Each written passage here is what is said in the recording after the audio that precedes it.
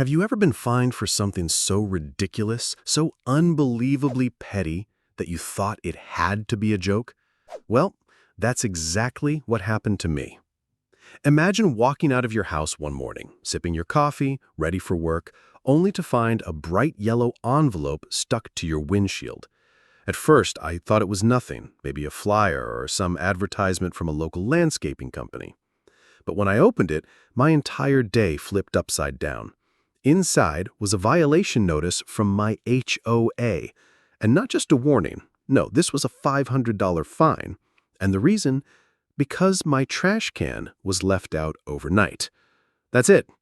Not a broken fence, not a ruined yard, not a wild party disturbing the neighbors, just a trash can that sat by the curb for a few extra hours. I stared at the paper in disbelief, my coffee cooling in my hand, as if the world had frozen around me.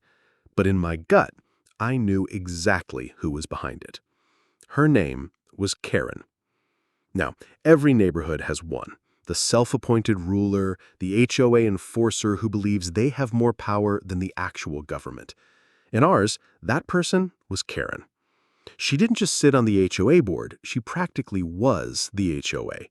She'd walk around with her clipboard, snapping pictures of people's lawns, measuring grass with a ruler, writing down license plate numbers of guests who dared park in the wrong spot. But here's the thing, Karen didn't treat everyone equally. Some of her friends could leave Christmas lights up until June and nothing would happen. Others could paint their houses neon green and she wouldn't blink. But me? I was different. Maybe it was because I never showed up to her HOA meetings, the ones where she loved to lecture everyone about community standards. Maybe it was because when she once told me my car was too dirty for the neighborhood, I laughed in her face. Or maybe it was just that she didn't like people who didn't bow down to her imaginary throne. Whatever the reason, she was my favorite target. And now she'd slapped me with a $500 fine for something half the street was guilty of. I'll be honest. For a split second, I thought about paying it. Not because I felt guilty, but because I was tired.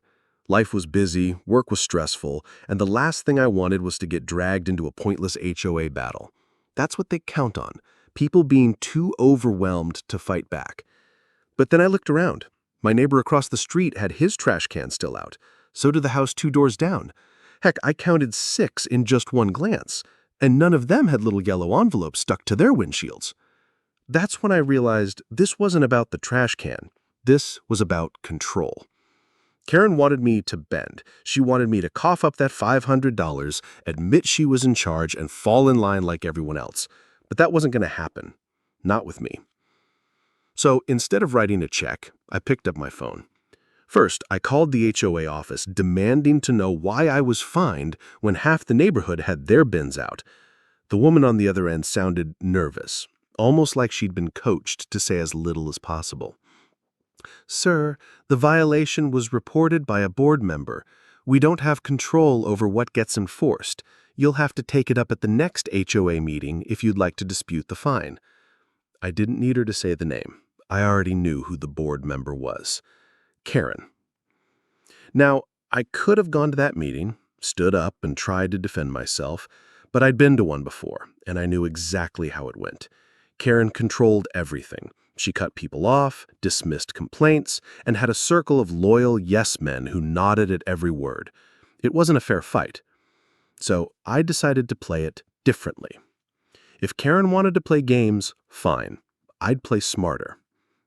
The first thing I did was grab my phone and start taking pictures. Every house with a trash can still out, every mailbox with chipped paint, every car parked slightly over the sidewalk. I documented it all. If Karen wanted to accuse me of breaking rules, I was going to show just how selectively those rules were being enforced. But that was just the start. Over the next week, I did something Karen never expected. I read. I dug through the HOA bylaws, the rules, and regulations she waved around like a weapon. I studied every clause, every fine, every enforcement procedure.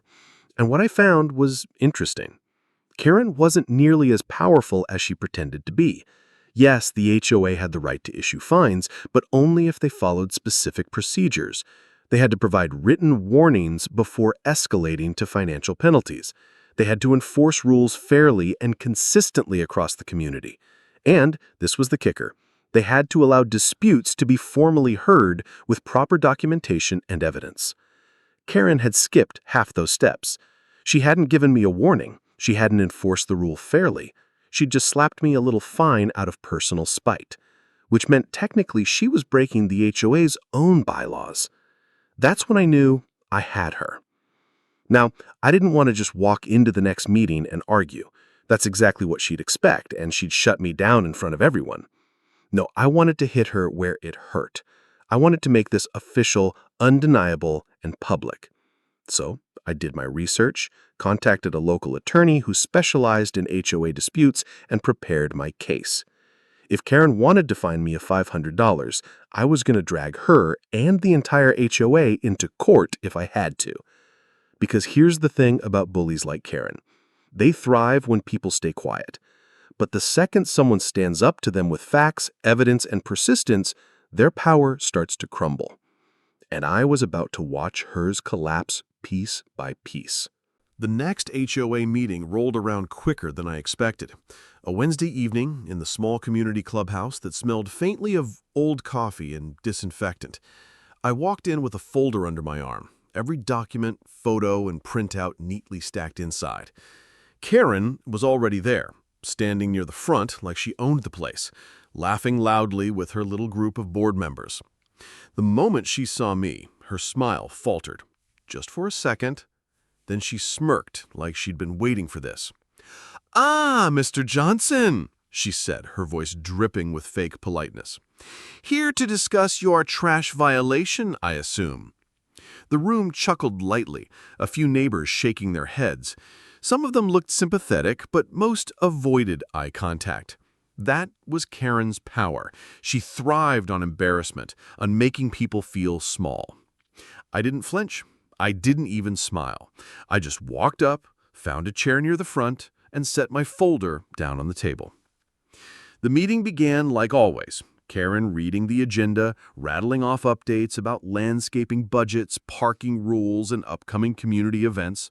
She acted like the queen of the neighborhood, and everyone sat quietly, afraid to speak out of turn. Finally, she got to violations. "And now," she said, adjusting her glasses dramatically, "we need to address the matter of repeated trash can infractions. Some residents seem to think the rules don't apply to them." Her eyes locked onto mine. "Isn't that right, Mr. Johnson?" Every head turned toward me. I took a deep breath, stood up slowly, and picked up my folder. "Actually, Karen, I'd like to discuss that," I said, my voice steady, "because I think what's really happening here has less to do with trash cans and more to do with selective enforcement." A low murmur spread through the room. Karen's smile tightened. "Selective enforcement? Please, the rules are the rules." "Are they?" I opened my folder and began laying out photos one by one on the table. Because on the same day I was fined, 6 other homes had their trash cans left out past pickup. Here's one. I held up a photo of my neighbor's driveway. Here's another. Then another. And strangely, not a single one of them received a violation notice. Only me. Gasps filled the room. People leaned forward, whispering to each other. A couple of the neighbors I'd photographed shifted uncomfortably, realizing they'd just been dragged into the spotlight. Karen's face flushed. "Well, those may not have been reported to us. I can't possibly monitor every single house." "Exactly," I said, my tone sharpening. "Which means you're not enforcing the rules equally. You're targeting individuals you don't like. That's not just unfair, it's against the HOA's own bylaws." The murmurs grew louder now, turning into open chatter. A few people actually nodded. Karen slammed her gavel on the table. "Order! This is my meeting, and I won't tolerate baseless accusations." I leaned forward. "Baseless? Then explain this." I slid a copy of the HOA's enforcement procedures across the table.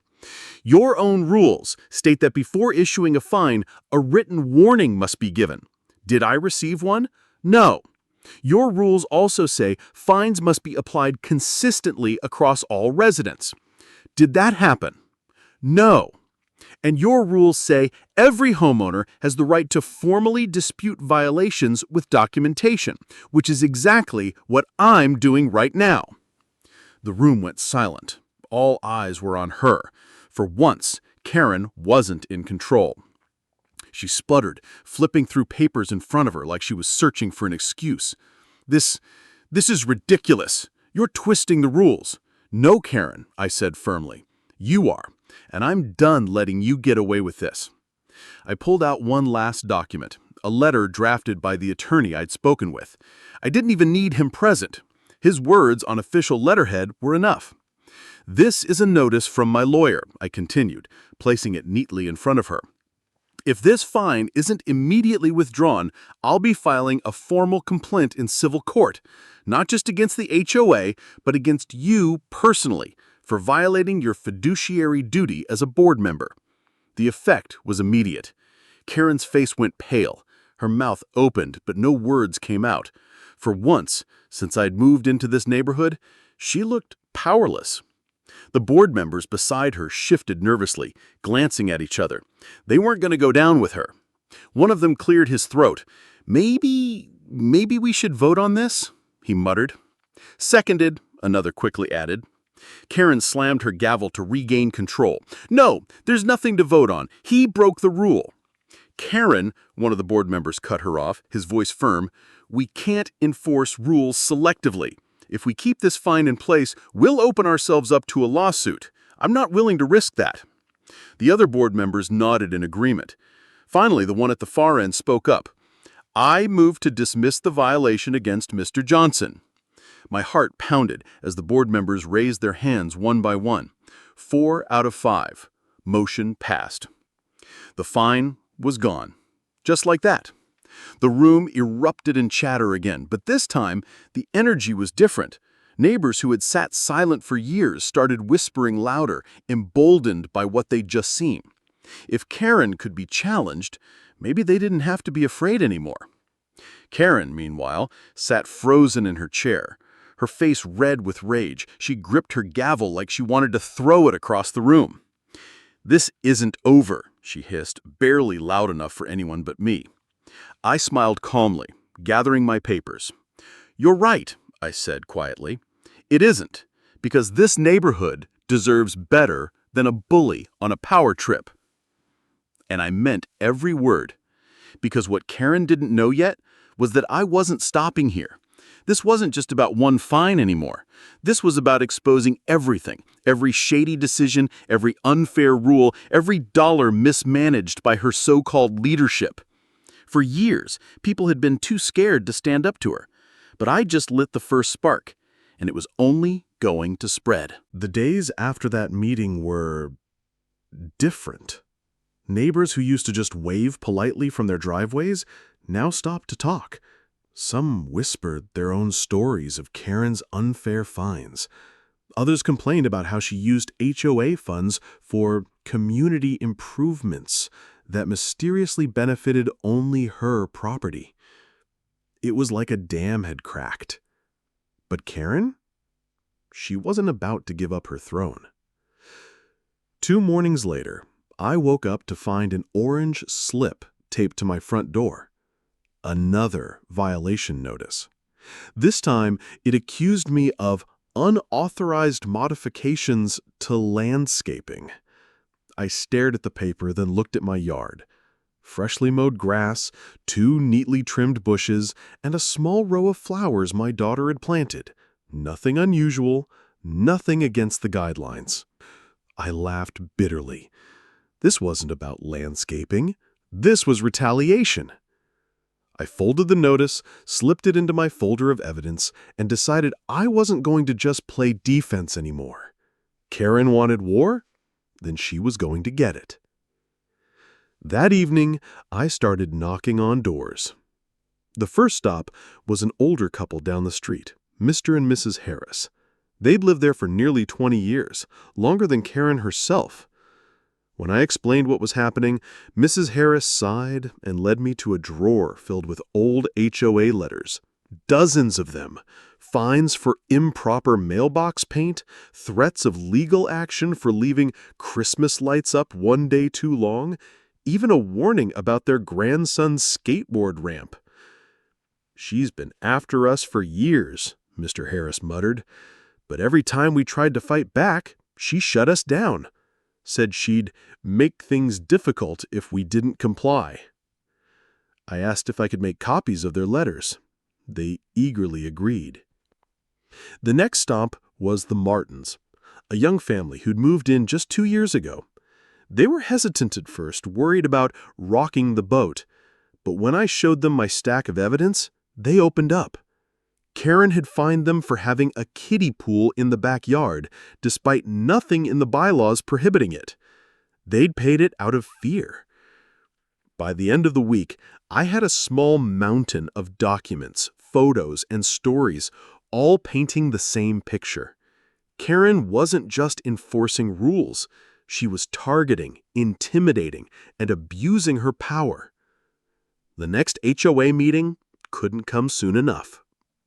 When the day arrived, the room was packed. Word had spread. Neighbors who never showed up before were now crowding the back, curious to see what would unfold. Karen walked in like nothing had changed, head held high, pink blouse crisp and ironed, gavel in hand.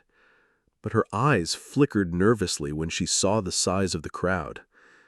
She started the meeting with her usual agenda, pretending everything was normal, but the air was different this time.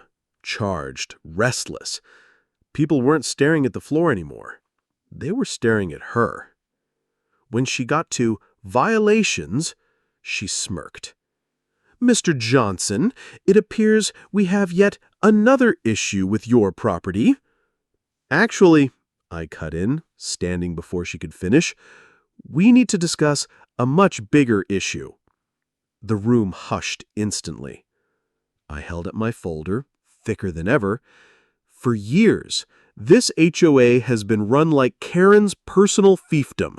She enforces rules selectively, targets certain homeowners, and uses fear to silence opposition. I have proof, and tonight, everyone else will see it too. Karen slammed her gavel. "Sit down! This is not on the agenda." "No, it's on everyone's mind, and it's time it's finally said out loud." I began laying out documents across the table. Letters from the Harrises, photos of the Martins' backyard, notes from neighbors who were too scared to show up but brave enough to share their stories. Each paper was another nail in Karen's coffin. Gasps filled the room as people recognized their own situations mirrored in others. Even Mrs. Harris stood up and raised her voice. "She fined us for our mailbox color, said it was against guidelines, but there's no such rule." "That's right," another neighbor chimed in. "She charged us for leaving out Halloween decorations one day late, while her house had pumpkins rotting on the porch for weeks." Voices started rising, anger building like a wave. Karen slammed her gavel over and over, but no one was listening anymore. Finally, one of the board members, the same one who'd sided with me before, stood. "Enough," he said loudly. "Karen, this has gone too far. We can't keep ignoring what's right in front of us." Karen's face twisted. "You're being manipulated. He's turning you against me." "No," I said calmly, looking straight at her. "You did that yourself. All I did was shine a light on it." The board member nodded. "I propose a vote of no confidence in Karen as HOA president." The room went silent. Then a ripple of whispers spread, people glancing at one another. Karen's jaw dropped. "You can't be serious. I built this neighborhood. I kept it under control." But the tide had turned. Hands started going up, one by one. Board members raised their hands, then residents in the back raised theirs too, even though technically they didn't get a vote. It didn't matter. The message was clear. Karen was finished. Her gavel slipped from her hand and clattered onto the table. For the first time ever, she had no words. I sat down slowly, my folder resting on the table, my heart pounding in my chest. Not from fear, but from victory. Because in that moment, everyone realized the HOA wasn't Karen's kingdom. It was our community. And we weren't afraid of her anymore. The vote was clear. Karen was out. But if there was one thing everyone knew about her by now, it was that Karen didn't go quietly. For a few weeks, the neighborhood felt lighter. People smiled more. Kids rode bikes without worried parents glancing over their shoulders. For the first time in years, the HOA didn't feel like a dictatorship.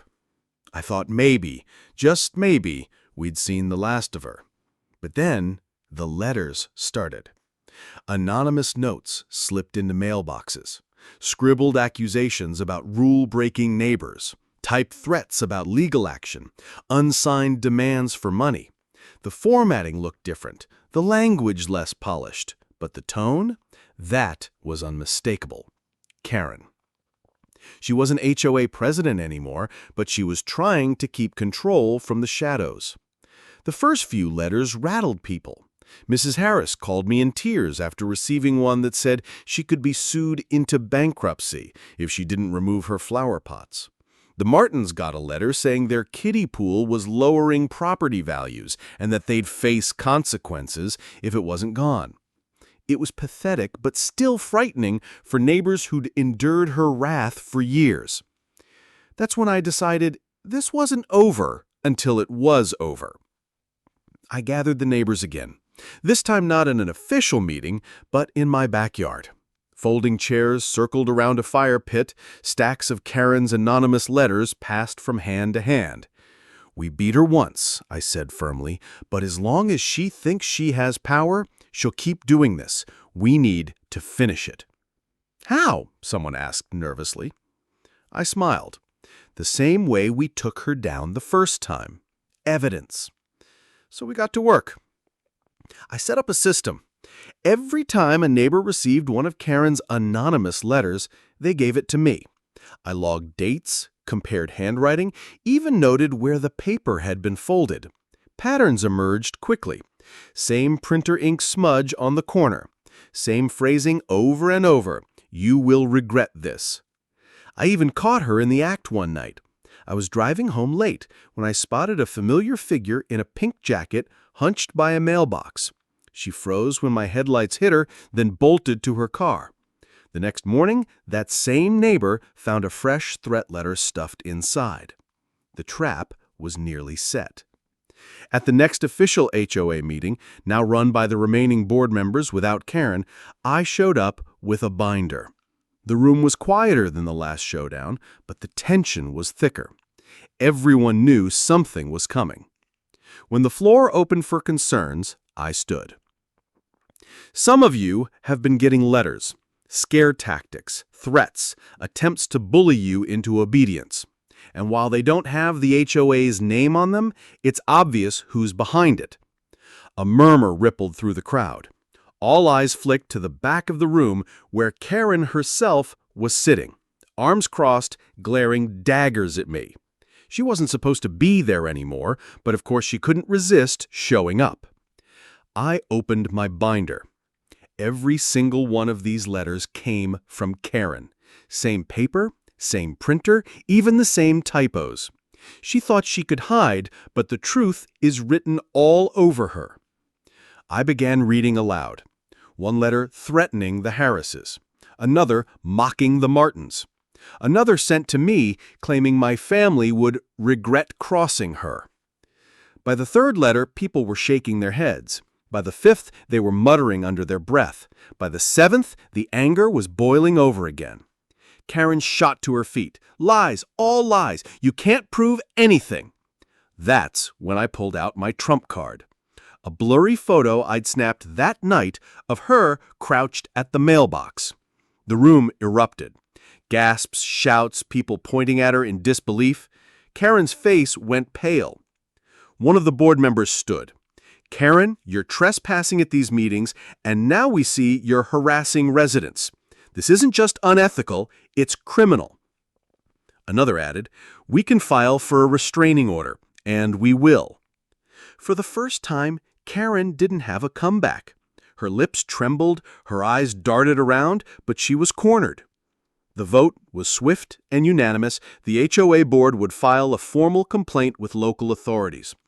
Karen's behavior wasn't just abuse of power anymore, it was harassment. As she stormed out, shoulders shaking with rage, something remarkable happened. The room didn't buzz with fear like it used to when she got angry.